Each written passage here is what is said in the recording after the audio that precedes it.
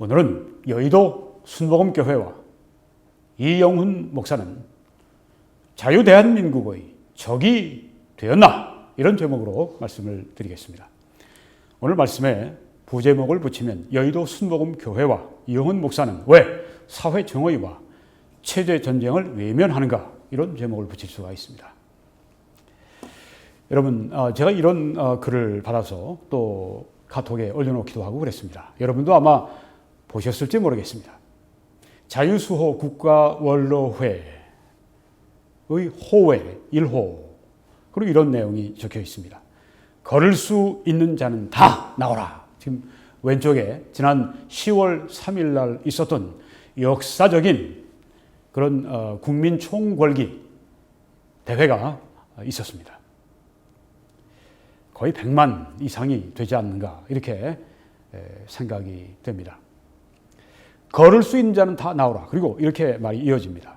5,000명의 순복음교회 목사단은 10월 3일 결행될 청와대 공격 작전에 이영훈 담임 목사를 총사령관에 임명, 30만 명의 자유수호 십자군을 파병키로 결의했다. 저는 이걸 들으면서 굉장히 의아해 했습니다. 그리고 뭔가 무슨 일이 있는가 제가 그렇게 생각을 했는데요. 이어서 명성교회 10만, 한국연합교회 10만을 포함 전국 253개 지역연합교회 등 70만의 기독교계 십자군과 각 종교단체도 참전을 결정하였고, 자유한국당은 3만, 우리 공화당은 2만 명의 정예 부대에 소집령을 내렸다. 네, 이런 글이 막 돌아다녔죠. 네. 그래서 정말 이번 이 대회, 지난 10월 3일 이 대회, 이영훈 목사님 그리고 순복음교회 30만 명의 성도들이 함께 참여할 것인가 제가 그렇게 의아해 했었습니다. 지난 9월 25일 날 여기 지금 전광훈 목사님이 설교하고 계신데, 청와대 10월 3일 결사대 예비 집회를 가진 자리에서 설교하신 내용 가운데 이런 게 들어 있었습니다. 그 동영상 청와대 13 결사대 예비 집회, 여기에 25분 40초에 여러분이 들어가서 확인해 보십시오. 이렇게 말을 했습니다. 이영훈 목사를 오늘 아침 7시에 만났습니다. 이영훈 목사님이 이제 이 전광훈 목사님께 하신 말씀이 노아라 TV, 이 전광훈 목사님이 운영하시는 그 TV로 알고 있습니다. 노아라 TV를 통해 매일 다 보고 있습니다. 수고하셨습니다. 이제는 끝장났습니다. 이렇게 말씀을 했다고 하는 겁니다. 네, 이영훈 목사님이 전광훈 목사님께 또 이렇게 계속 이어서 말을 했다고 하는 겁니다. 4.19는 학생들이 일어나서 나라를 바로 세웠고, 5.16은 군인이 일어나서 나라를 바로 세웠는데, 이번에 10월 3일은 한국교회가 일어나서 나라를 바로 세울 것입니다. 그렇게 막 나를 칭찬하면서, 정광훈 목사님의 얘기입니다.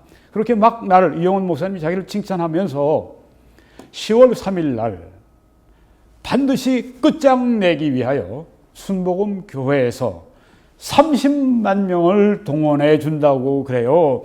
30만 명을. 이렇게 이야기를 해서 사람들이 막 여기 참석자들이 박수를 치고 그랬습니다. 네.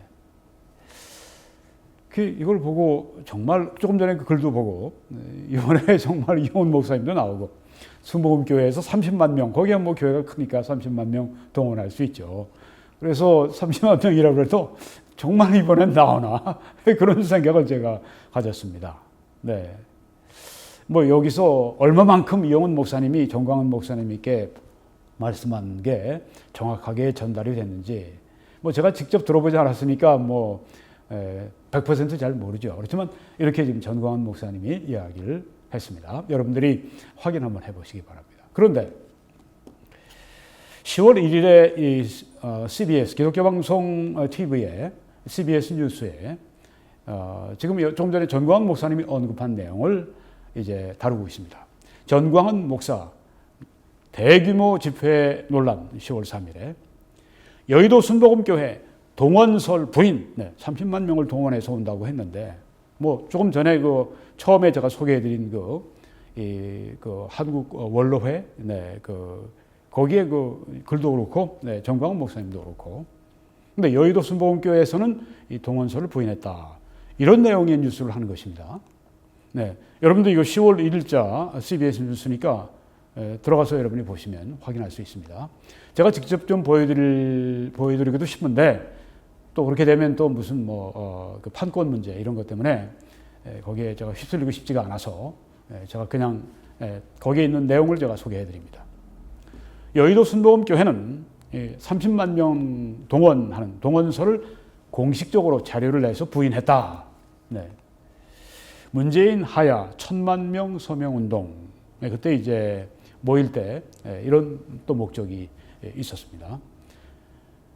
여의도 순복음교회에서는 여기 지금 CBS에 사실이 안 된 발언에 기초해서 전광훈 목사가 논란을 자초했다. 뭐 이런 얘기입니다.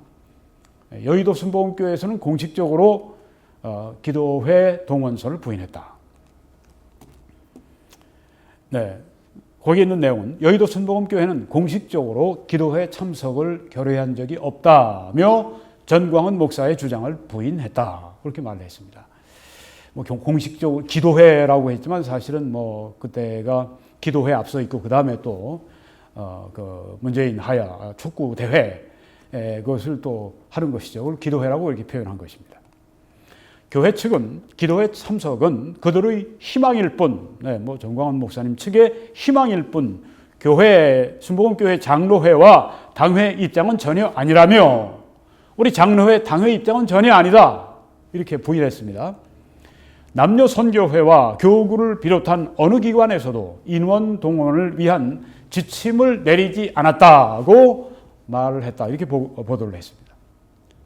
교회 어떤 단체도 장로회, 당회, 무슨 남녀선교회, 교구 어느 기관도 그때 30만 명 인원 동원을 해서 우리가 여의도가 아니라 광화문 광장에 그때 10월 3일 날 그 집회에 참석하겠다 이런 지침을 내린 적이 없다고 이렇게 전광훈 목사님의 이야기를 정면 반박을 했습니다. 교회는 또 순복음교회 교회의 존재 목적인 선교와 봉사와 교육에 최선을 다하고 있다며 정치적인 문제에는 관여하지 않는다는 입장을 명확히 했다. 이렇게 얘기했습니다. 조금 전에 기도회라고 얘기했는데 여기 지금 정치적인 문제 그렇게 이야기를 한 것입니다.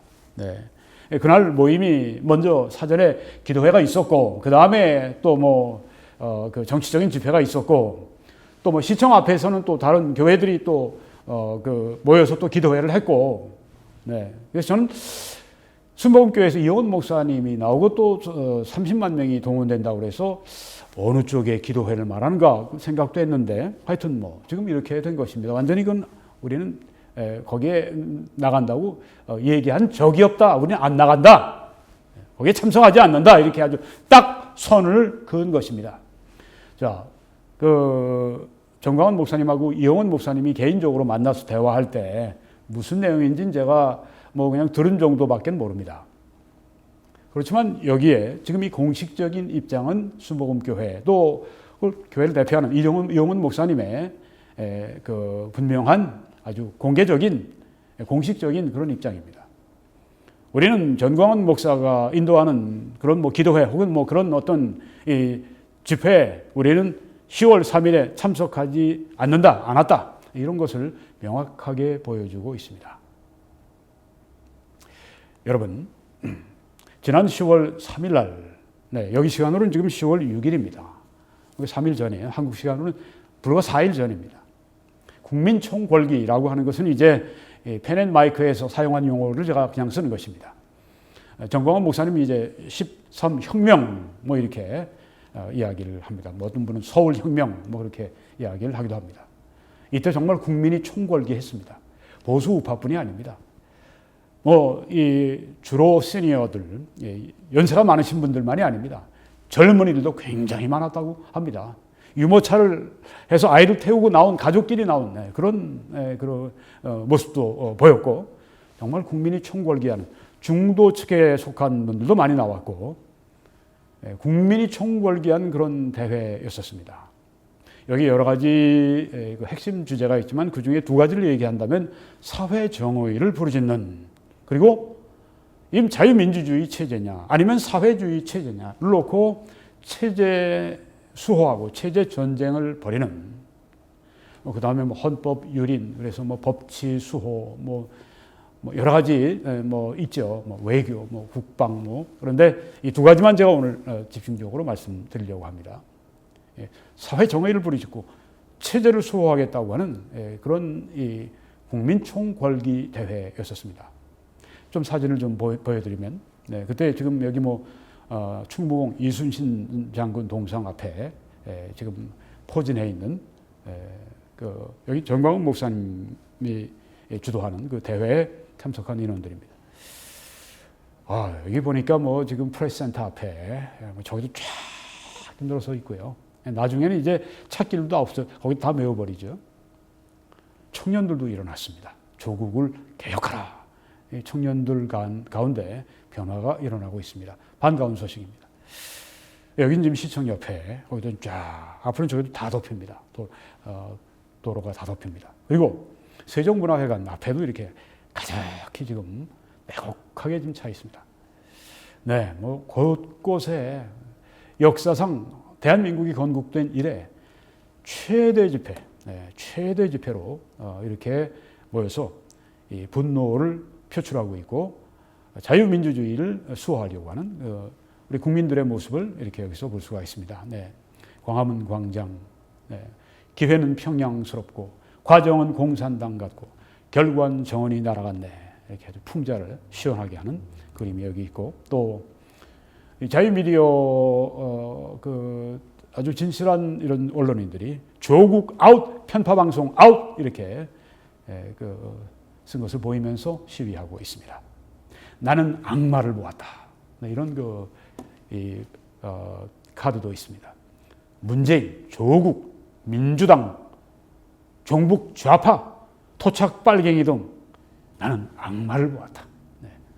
이런 감정이 참 많은 분들이 느끼죠. 지금 여기 조국을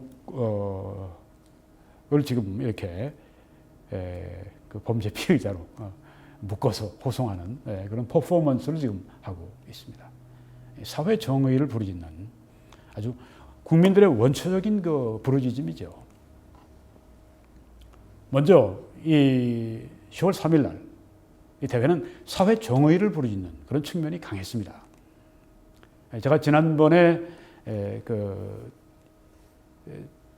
바로 직전에 보냈던 동영상 그걸 다루고 있는데, 여기 이제 하나 인용을 또 새로 하겠습니다.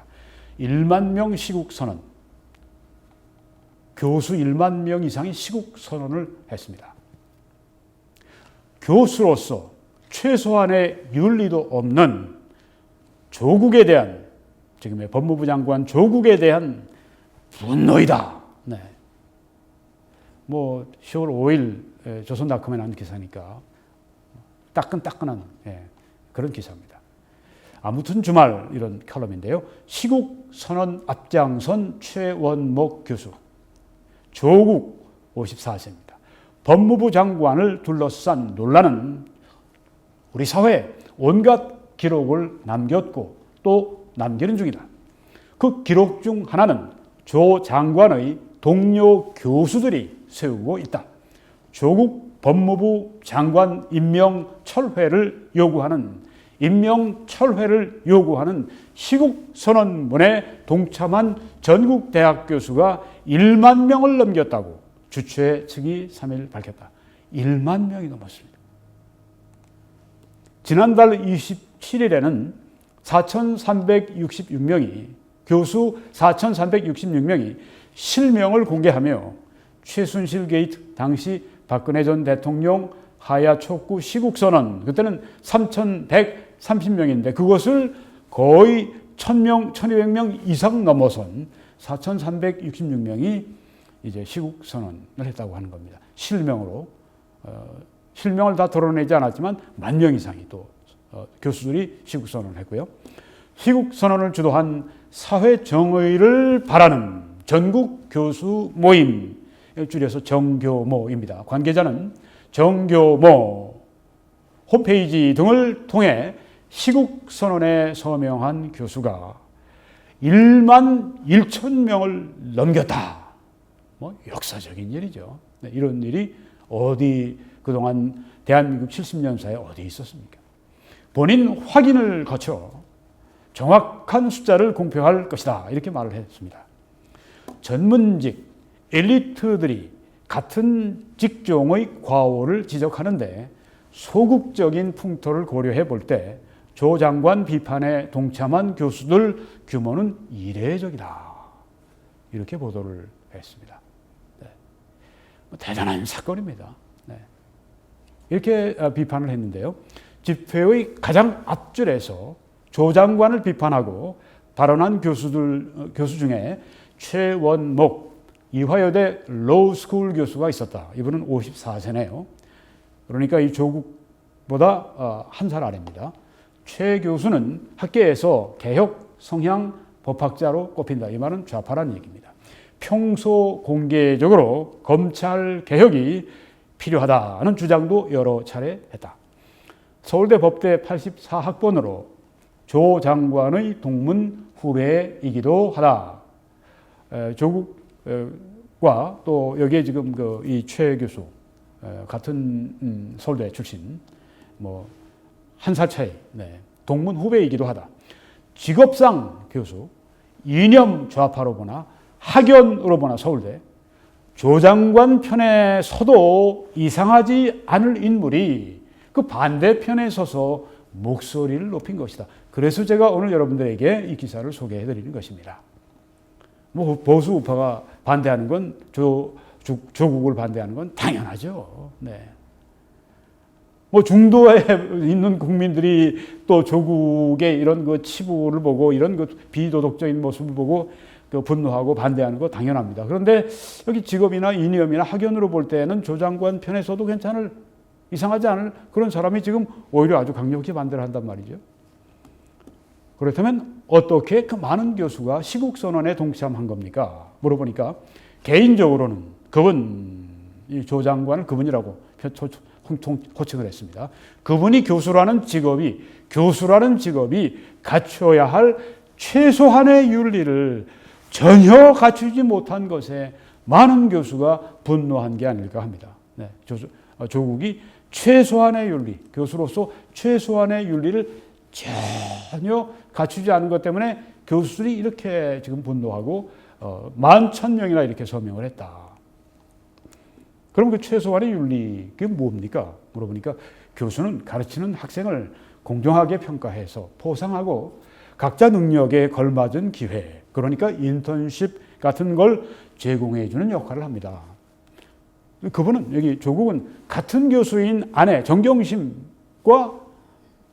부부가 짜고 암암리에 공모해서 짜가지고 암암리에 공모해서 자기 자녀에게 상을 주거나 인턴십에 끼워 넣었다는 의혹이 있습니다. 본인은 그것이 불법이 아니다라고 항변하지만 그게 중요한 게 아닙니다. 교수로서는 해선 안 될 일을 한 겁니다. 이렇게 비판을 합니다. 네. 자, 이렇게 지금 그 11,000명이 넘는 교수들이 이런 공통의 이런 분노하는 감정을, 이 사회 정의가 무너지는 걸 보고 저런 인물이 교수로서 아주 기본적인 그런 그 윤리를 전혀 갖추지 않은 저런 사람이 불법, 탈법, 뭐 여러 가지 의혹으로 그냥 가득 차 있는 이 조국 같은 사람, 일반인들이 봐도 정말 고개를 설레설레 흔드는 그런 인물을, 이걸 이 법무부는 이 Department of Justice라고 그렇게 얘기를 합니다. 네. 정의부입니다. 정의부. 여기에 이렇게 썩은, 네. 정말 그 한국에서 제일 썩은 그런 그 사람을 거기다가 앉혀놓고 그것을 계속해서 여러 가지 변명 늘어놓고 고집하고 이러는 그 문재인 남쪽 대통령. 이걸 보면서 국민들이 아주 좀 식상하고 아주 지금 분노하고 저자들이 평소에는 공의와 정의를 아주 그냥 자신들의 전매 특허처럼 그렇게 말하던 저자들이 지금 저 모습을 하고 있거나 아주 그냥 정말 사람들이 그렇게 진짜 아주 손에 돌을 들고 막 던지는 지금 그런 상황이죠. 네. 자, 이런 상황, 국내 교수들이 11,000명이 이렇게 서명을 할 정도로 나라가 발칵 뒤집어지고 이 사회 정의를 부르짖는 목소리가 이렇게 높고, 그래서 이번에 우리 10월 3일 날 집회가 바로 그 조국 임명을 철회하라고 하는 그런 그 국민들의 주장, 이것을 담은 목소리를 담은 것인데, 이 여의도 순복음교회가 어떻게 했습니까? 그리고 대표하는 이영훈 목사가 어떻게 했습니까? 이 사회의 정의를 부르짖는 걸 완전히 외면했습니다. 우리는 거기에 참가하지 않습니다. 우리 상관없어요. 우리 정치적인 집회에 참석하지 않습니다. 여러분, 이게 정치적인 문제입니까? 이게 사회 정의를 부르짖는 것. 이건 교회가 마땅히 이 정의, 개인적으로나 사회적으로나 교회적으로나 국가적으로나 세계적으로나 정의를 우리가 지키고 부르짖고, 그렇게 정말 국가가 잘못된 것 같으면은 우리가 바로 잡는 그런 빛과 소금의 역할을 마땅히 교회가 해야 되지 않습니까? 그런데 우리는 그런데 참여하지 않습니다 하고 딱 선을 긋습니다. 아주 아까 CBS 보도 말씀드렸죠? 여러분, 우리가 그렇게 해야 합니까? 성경이 정의를, 공의를 뭐라고 말씀합니까? 레위기 19장에 너희는 재판할 때 불공정하지 말며 사법 제도에 대해서, 그리고 그 재판장들에 대해서, 또 국가가 어떻게 재판에 대한 사법 문제를 어떻게 다룰 것인가, 성경이 여기 지금 말씀하고 있지 않습니까? 성경이 관심을 가지고 있으면 우리도 관심을 가져야죠. 그리고 성경이 명하면 우리도 명해야죠. 여기 너희는 재판할 때 불공정하지 말라. 가난한 자라고 해서 편을 들지 말고, 세력이 있는 자, 힘 있는 자라고 해서 두둔하지 말고, 네, 가난하다고 뭐 세력이 있다고 해서 이렇게 편쪽으로 치우치지 말고 공의로 사람을 재판할지며. 재판관들에게 지금 말씀하고 있습니다. 그뿐 아니라 우리 모든 사람들에게 말씀합니다. 어느 분야든지 이 말씀을 우리가 실행해야 합니다. 신명기 16장에는 너는 재판을 굽게 하지 말라. 너는 마땅히 공의만 조쳐라. 그리하면 네가 살겠고 네 하나님 여호와께서 네게 주시는 땅을 얻으리라. 이렇게 공의로운 삶을 이스라엘에 촉구하셨습니다. 그리고 우리에게 말씀하신 거죠. 신명기 32장에 그는 반석이시니 하나님이 하신 일이 완전하고 하나님의 모든 길이 정의롭고 진실하고 부당함이 없으신 하나님이시니 공의로우시고 정의로우시도다. 하나님이 이러시면 바로 우리가 그러해야죠. 교회가 그러해야죠. 그것을 보여야죠. 그는 욥기 37장에 그는 권능이 크시고 판결과 풍성한 공의에 있어서 탁월하시며 억압하지 않으심이니라. 이게 우리 교회의 자세입니다.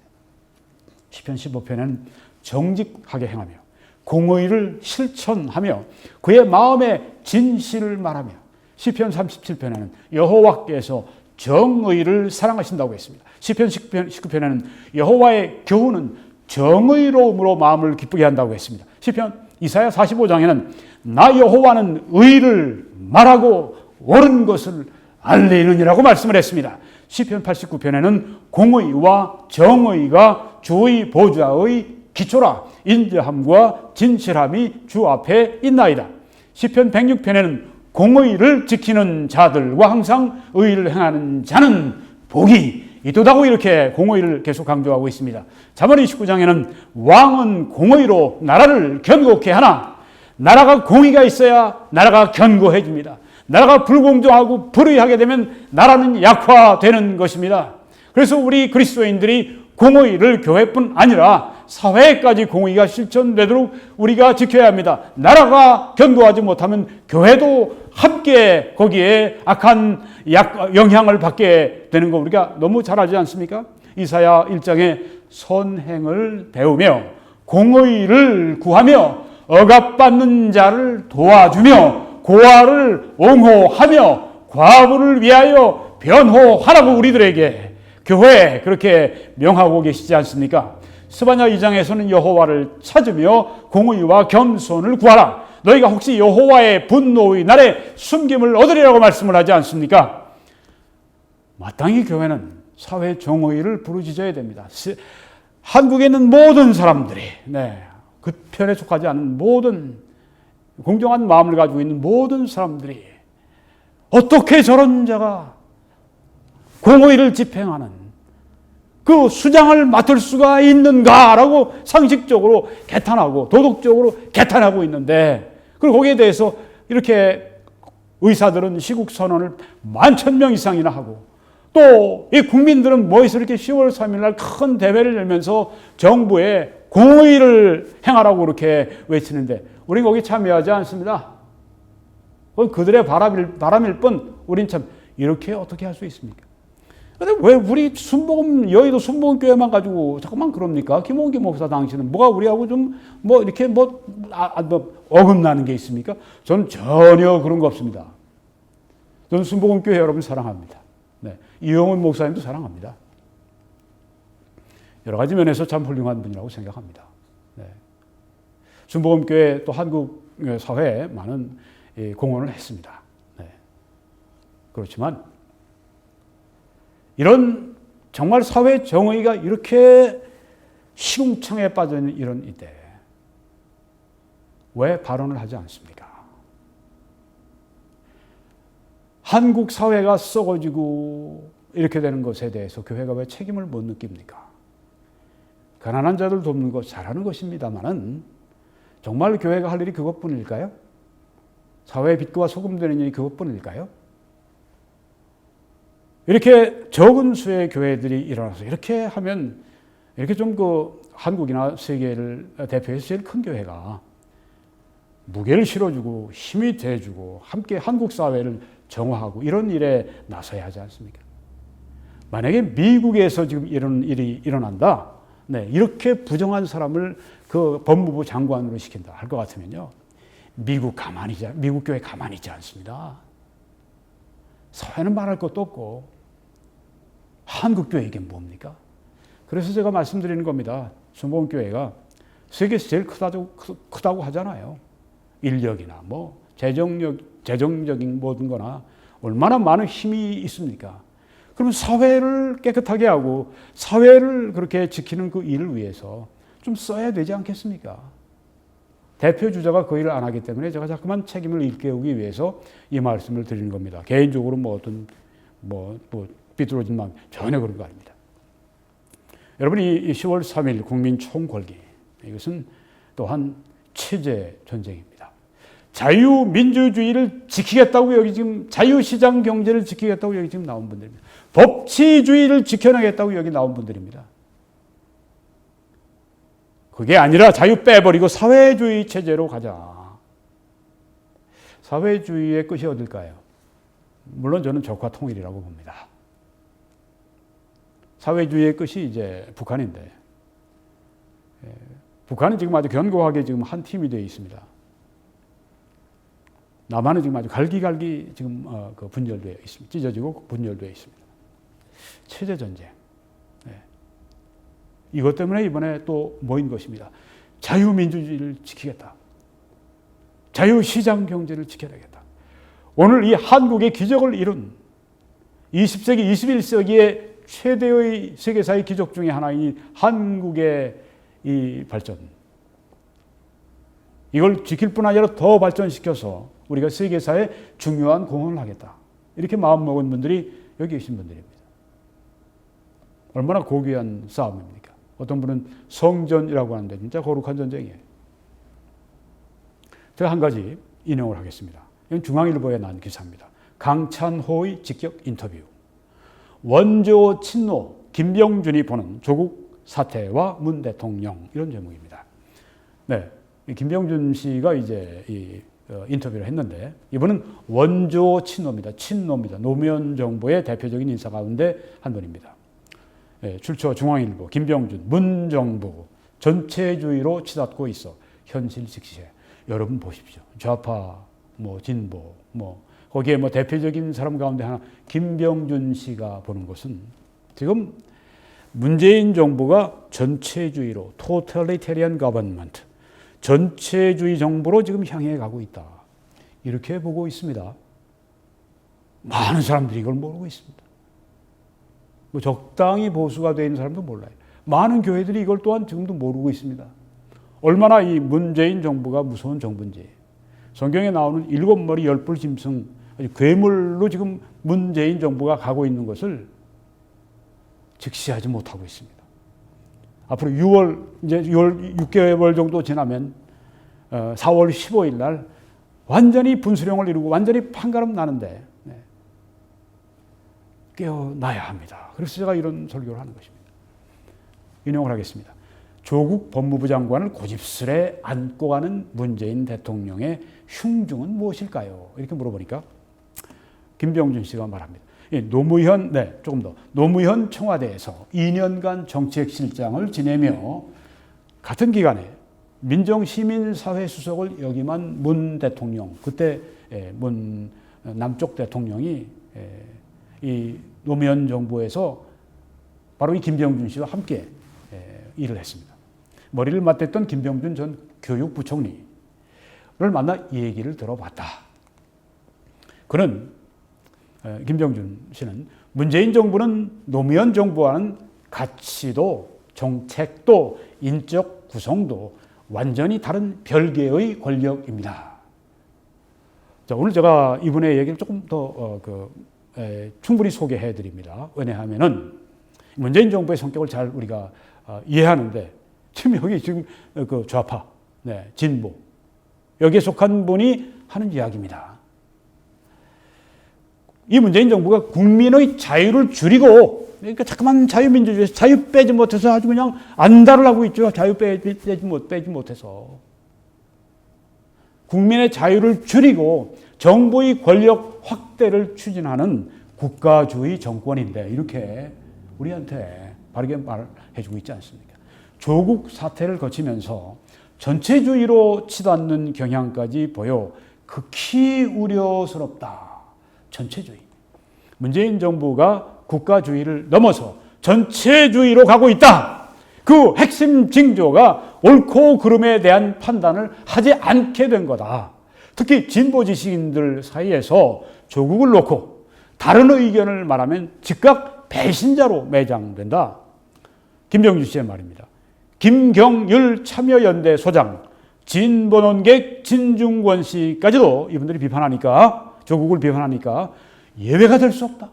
자기 편인데도. 아주 위험한 상황이다. 친문 세력의 이 말을 듣지 않으면 다 그냥 아주 원수시하는 아주 위험한 상황이다. 전체주의죠. 그러니까 완전히 한국 남쪽 대통령 그것이 아니라 그냥 그 친문 세력의 지금 그 우두머리가 돼 있는, 보스가 돼 있는 지금 그런 상황입니다. 문정부가 전체주의로 흐른다면 그 끝은 어디가 될까요? 이렇게 물어보니까 김병준 씨가 조 장관이 스스로 밝혔듯이 이 정권의 최종 지향점은 일종의 사회주의를 향하는 듯하다. 듯한 게 아니라 그렇죠. 이 조국이 한 이야기는 나는 사회주의자입니다. 또 동시에 자유주의자입니다. 웃기지 말라고 그러세요. 아니 세계에 나가서 세계 지식인들 앞에서 그런 얘기 해보라고 그러세요. 나는 사회주의자이며 동시에 자유주의자다. 얼마나 야유를 받겠습니까? 세계 지식인들에게. 말도 안 되는 얘기하지 마십시오. 두 가지가 정면 충돌하고 다른 방향으로 가고 있는데 자유주의와 사회주의가 동시에 된다고? 이런 참 정말 위선자. 자, 계속 인용합니다. 그동안 정의와 공정을 내세우다가 조국 사태로 자신들이 정의롭지 않은 현실이 드러나니까, 정의하다가 자신들이 정말 불의한 게 드러나니까 가면을 벗어던지고, 이거 보수파 하는 얘기 아닙니다. 김병준 진보 좌파 하는 얘기입니다. 가면을 벗어던지고, 정의롭다고 하는 거 가면 벗어던지고, 안에 보니까 흉물 완전히 이건 불의한 정말 7머리 10뿔 짐승이에요. 노골적으로 좌파 전체주의로 가겠다는 의지를 분명히 하고 있다. 이렇게 진보 좌파 사람이 얘기를 하는 겁니다. 지금 저들이 지금 그렇게 하고 있다. 진보 좌파주의, 전체주의. 문정부는 어떤 사회주의를 지향하는 것으로 보이나요? 이렇게 질문하니까 김병준 씨가 말로는 다 같이 잘 사는 사회인데, 말은 그런데 현실 사회주의는 다 같이 못 사는 사회로 귀결되지 않았나? 진보, 이 좌파라고 하는 사람이 지금 이 얘기합니다. 사회주의 하면 우리가 해보니까 역사적으로 다 같이 못 사는 사회가 되지 않았느냐? 이렇게 얘기를 합니다. 그런데도 이 정부 사람들은 이 1920년대나 1930년대에 통했던 철진한 진짜 아주 수국 꼴통 이념을 추구하고 있다. 김병준 씨가 하는 얘기입니다. 내가 꿈꾸는 세상은, 김병준 씨가 하는 말이, 내가 꿈꾸는 세상은 개인의 자유권이 확대가 돼서, 자유주의잖아요. 이런 면에서 창의성이 한껏 발휘되고 국가는 경쟁에서 처진 사람을 돌보는 구조다. 이런 진보자 바람을 얼마든지 보수파가 함께 손잡고 같이 나라의 발전을 위해서 일할 수 있는 거죠. 이거 합리적인 이야기죠. 개인의 자유권이 이게 축소되는 게 아니고 확대가 되고, 오히려 창의성이 그래서 한껏 발휘되고, 개인이 자유가 주어지면 만대로 창의성을 가지고 할 수 있지 않습니까? 요새 지금 점점 지금 이 선거 때가 가까워. 그렇게 되니까 전체주의를 향하는 이 문재인 정권이 유튜브를 지금 단속하느라고 지금 굉장히 혈안이 돼 있죠. 조금만 하면 그 구글 코리아, 약한 구글 코리아를 건드려 가지고 윽박질러 가지고, 그렇게 해서 구글 코리아에서 그냥 무조건 왜 그러냐고 말도 하지 않고 구글 코리아에서 그냥 유튜브, 보수파 유튜버들 이 프로그램들 거기 더 이상 거기에서 광고료 받지 못하도록 싹싹싹싹 다 빼버리는 거예요. 참, 정말, 이 유튜브 때문에 얼마나 지금 우리 한국이 바른 방향으로 가고 있습니까? 개인의 자유권이 확대되고 창의성이 한껏 발휘되니까. 네.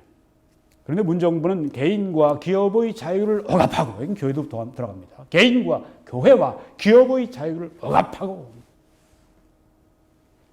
이 문재인 또 그리고 이 조국 이 사람들이 하는 얘기가 동성 결혼 이건 아직까지는 우리나라가 준비가 안 됐다. 이런 식으로 얘기하는데 그렇게 질문하지 마세요. 그럼 좀 나아지면, 시대가 좀 지나면 동성 결혼 합법화해도 된다는 얘기입니까? 그렇게 물어보세요. 그러면 네, 그렇게 얘기할 겁니다. 때가 안 됐다는 얘기예요. 자기들 일이.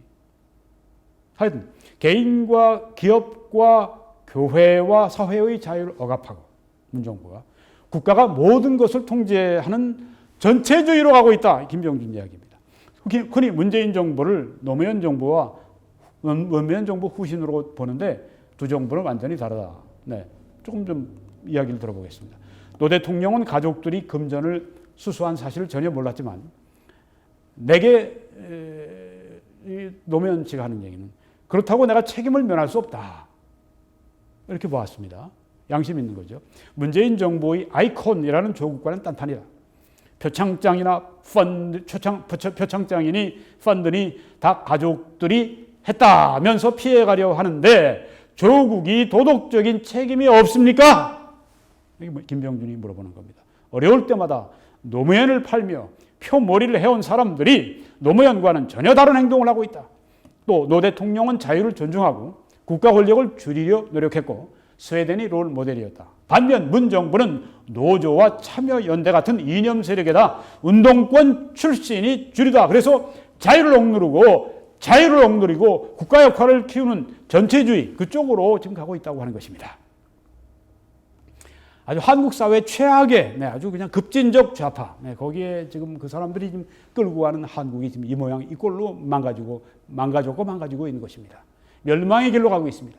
문 대통령이 조국 장관을 안고 가는 이유는 뭐라고 봅니까? 물어보니까 김병준이 대답하는 것은 권력을 잃으면 안 된다는 불안감 때문일 것이다. 그 불안감이 자꾸 군중을 동원하게 하고, 서초동 집회 같은 거, 그 관저 데모하게 하고 전체주의적인 성향으로 흐르게 하는 듯하다. 야, 우리가 이렇게 자기들 멋대로 그냥 이렇게 헌법 무시하고 했는데 이 권력 놓치고 그 다음에 다음 보수 정권에 의해서 심판받으면 어떻게 될 것인가. 불안감 때문에 점점 더 전체주의로 나간다는 것입니다. 점점 심해질 겁니다. 그럴수록 일이 꼬일 뿐이다. 노 대통령은 국민을 자율적인 존재로 보고 국가 권력을 줄이려 노력했다. 반면 문재인 정부는 국민을 안 믿는다. 안 듣죠. 그러니까 국민의 소리를. 그거부터 내 삶을 책임져주는 국가, 이런 것을 걸어놓습니다. 이건 국민을 어리석고 교화해야 할 대상으로 여기는 것, 아주 그냥 우습게 여기는 겁니다. 개돼지로 보는 겁니다. 지금 이 김병준 씨가 하는 얘기입니다. 노 대통령 같으면 절대 그런 구호 안 한다. 네. 노무현과 이 문재인이 비슷한 점이 많지만 또 다른 점도 있다는 걸 여기 말합니다. 문 대통령의 언행에서 그런 성향이 드러납니까? 물어보니까 네, 설명이 안 되는 걸 설명이라고 한다. 형편없는 고용지수를 놓고 경제가 제대로 가고 있다 하고 강변하는가 하면, 북한과 경협하면 민족경제, 평화경제 어쩌고 경제가 살아난다고 주장하는 게 바로 대표적이다. 이렇게 김병준 진보 좌파도 얘기를 합니다. 그럴 때 문재인의 표정을 보면 진지하다. 네. 조금만 생각하면 다 틀린 주장들인데 바르다고 믿고 있다. 이게 진짜 큰 문제다. 네. 바르지 않은데 바르다고 믿고 있다는 것. 문 대통령의 의식 구조를 어떻게 봅니까? 그리고 물어보니까 전임 대통령들의 비극을 다 지켜봤지 않나, 문재인이. 퇴임 후에 안위에 대한 걱정이 있을 것이다. 얼마나 많겠어요. 그래서 지지층을 어떻게든 유지하고 싶은 욕구가 클 것이다. 문바를 계속 남겨놔야 내가 산다.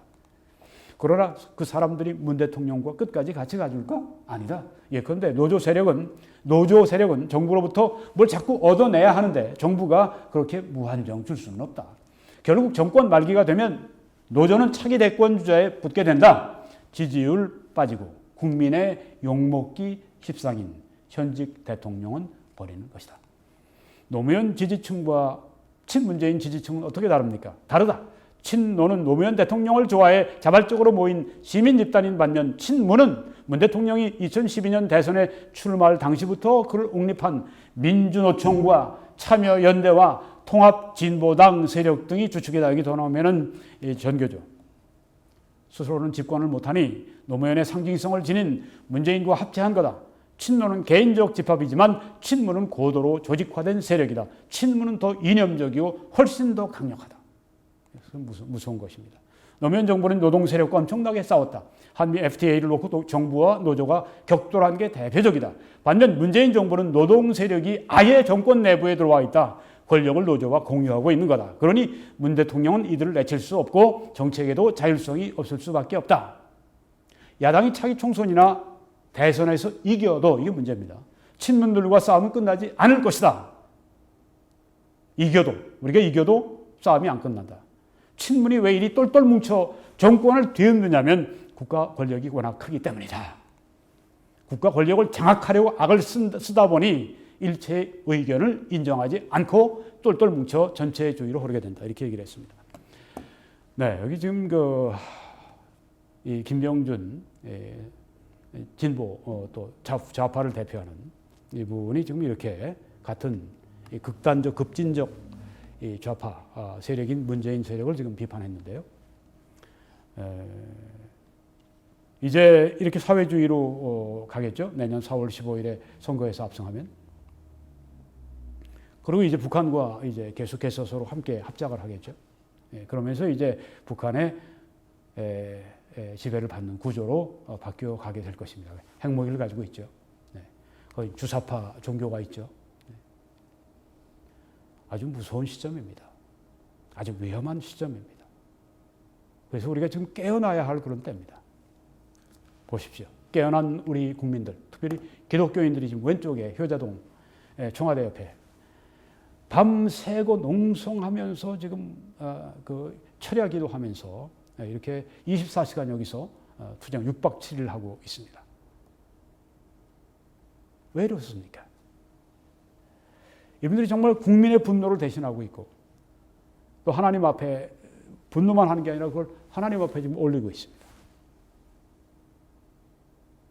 체제를 바꾸고 나서 우리가 그렇게 사회주의로 가면 교회 신앙의 자유가 박탈당하는 것을 너무나 잘 압니다. 그걸 원치 않는 것입니다.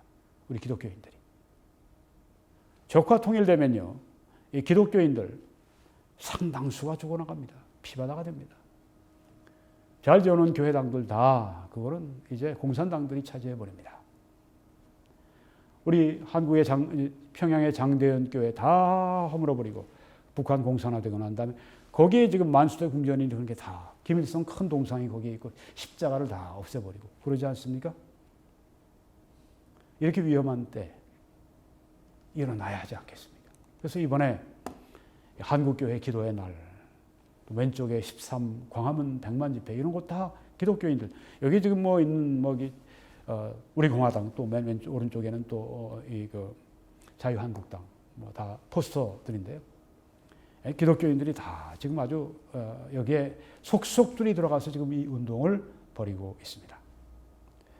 우리가 체제를 지키느냐, 자유민주주의를 지켜서 우리가 그동안 70년 동안 이 교회가 급속도로 지금 성장하고 세계 선교를 했는데 또 자유경제, 시장경제 때문에 우리가 이렇게 재정적으로 교회도 그만큼 그 부를 함께 나누게 돼서 그걸 전 세계에 지금 선교하는 데 쓰고 있는데 이 사회주의가 들어와서 한국교회를 이제 압살하고 한국교회의 목을 잡고 교살하고 이런 단계로 들어가지 않도록 하기 위해서 지금 목숨을 걸고 하지 않습니까? 동영상 보면 거기에 지금 그 정광훈 목사님과 함께 하고 있는 이름이 조나단 목사님, 네.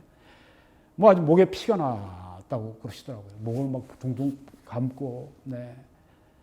우리가 지금 정말 지쳐 있습니다. 배고프고 춥고 그렇지만 우리는 여기서 물러날 수 없습니다. 우리는 공산주의자들과 싸워서 우리는 이겨야 됩니다. 한국교회 여러분 와서 우리를 도와주십시오. 우리를 위해 기도해 주십시오. 여기 좀 직접 와서 우리를 좀 격려해 주시고 함께 해 주십시오. 이번 주일에 함께 여기 와서 예배 드려 주십시오. 막 호소하는 그런 모습을 제가 봤습니다. 여러분, 이런데 지금 우리 여의도 순복음교회나 이영훈 목사 어떻습니까? 완전히 거부하죠. 네, 그건 너희들끼리 해라. 우리 할 일 할 테니까. 교회가 선교하고, 교회가 구제하고 봉사하고, 교회가 성도들 양육하고 교육하고, 교회가 해야 될 일이죠. 언제든지 해야 될 일입니다. 지금도 해야 합니다. 위기 가운데도. 그런데 이런 위기 때는 이거 외에 또 더 해야 합니다. 체제가 바뀌고 사회주의를 넘어가고 적과 통일의 위기로 갈 때 교회는 이런 데 가만히 있어서는 결코 안 됩니다. 교회는 일어나야 되고 그렇기 때문에 여의도 순복음교회나 이영훈 목사 같은 분은 대표로서 본을 보여야 합니다. 이 나라가 무너지는 것을 그냥 좌시하고 놔두고 당신들끼리 알아서 정치 행동하는 겁니까? 이게 나라를 구하자는 일이고 애국하는 일이고 나라를 구하는 게 교회를 구하는 일인데 이게 왜 정치고 이게 왜 정치적인 행동입니까? 이게 나라 살리고 교회 살리는 운동이지. 이걸 거부하고 있습니다. 그렇기 때문에 자유 대한민국의 적이 된 것이 아닌가. 이런 싸움에 나오지 않으면 적을 돕는 것입니다. 침묵하고 있으면 적을 돕는 것이고 아무 행동하지 않고 있으면 적을 돕는 것이고 자유 대한민국을 집어삼키려고 하는 적들을 그냥 가만 놔두고 모른 체하고 지나가는 것은 그들에게 동조하는 세력이고 침묵하고 그렇게 하는 것은 그들을 돕는 행위이기 때문에 여의도 순복음교회 이영훈 목사가 바로 대한민국의 적이 되고 있다고 하는 것입니다. 마태복음 5장에 보면 너희는 세상의 소금이니 소금이 만일 그 맛을 잃으면 무엇으로 짜게 하리요? 후에는 아무 쓸데없어 다만 밖에 버려져 사람에게 밟힐 뿐이니라. 너희는 세상의 빛이라 산 위에 있는 동네가 숨기지 못할 것이요 사람이 등불을 켜서 말 아래 두지 않고 등경 위에 두나니 이러므로 집안 모든 사람에게 비치느니라. 이같이 너희 빛이 사람 앞에 비치게 하여 그들로 너희 착한 행실을 보고 하늘에 계신 너희 아버지께 영광을 돌리게 하라. 평소에는 우리가 여러 가지 구제를 하지만 이렇게 나라가 위기가 오고 이렇게 우리의 그 체제가 바뀌어버려서 이제 사회주의로 공산주의로 떨어지는 이런 위험 가운데 있을 때는 우리가 일어나서 체제를 지키고 하나님께서 이렇게 우리 교회들을 이렇게 크게 일할 수 있도록 선교할 수 있도록 도우신 그 하나님의 그동안의 섭리 그것이 지켜지도록 우리가 함께 지키는 것이 우리가 해야 될 일입니다. 여러분 미국 교회를 보십시오. 독립전쟁할 때 그리고 남북전쟁 노예제도 폐지할 때, 그리고 최근에 레이건 대통령 당선시킬 때, 그리고 또 트럼프 대통령 당선시킬 때, 그때 미국 그리스도인들이, 특별히 백인 그리스도인들이 하나가 일치단결이 되어서 그렇게 교회가 사회를 돕고 나라를 일으켜 세우는 그런 활동을 한 걸 보십시오. 여러분, 우리가 일어나서 해야 할 때입니다. 그런데 여의도 순복음교회 이영훈 목사가 앞장서야 합니다. 뒤로 물러가는 비겁한 행동하지 마세요. 정부 앞에 비굴하게 그렇게 울지 마십시오. 이 일곱 머리 열불짐승에 대해서 비굴해서는 안 됩니다. 일어나서 지금은 싸울 때입니다.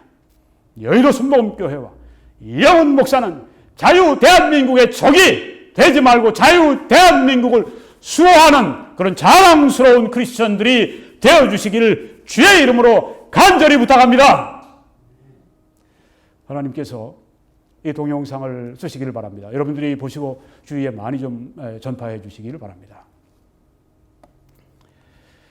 마지막으로 여러분들에게 아직까지 예수님을 당신의 구주로 모시지 않은 분이 계십니까?